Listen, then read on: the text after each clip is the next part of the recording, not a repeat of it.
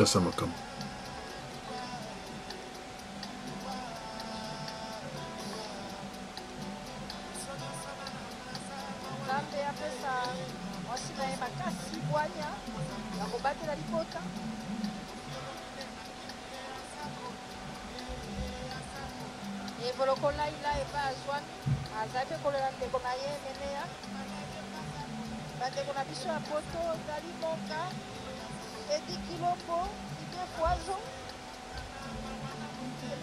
C'est fini pour lui.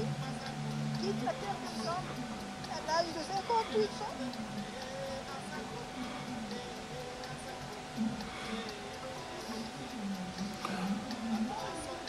Tasamakam.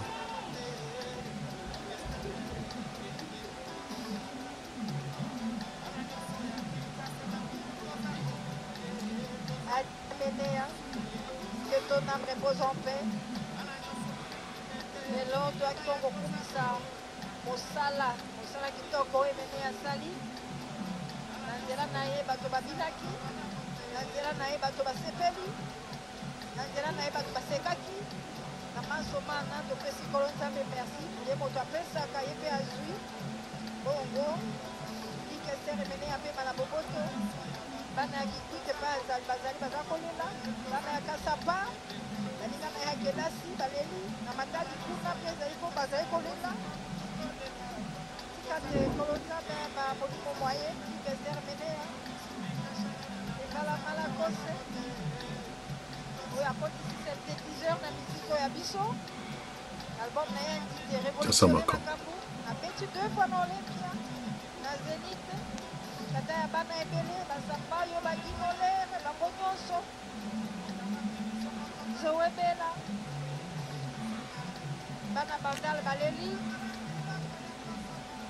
ya biso na emene esuki wana tika ete kolo nzambe ayamba mobondoye moye na boboto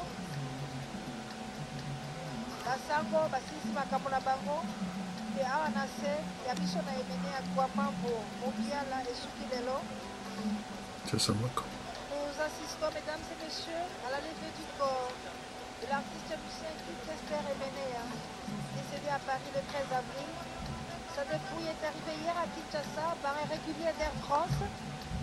Le corps a été exposé au Palais du Peuple. Auparavant, il a reçu le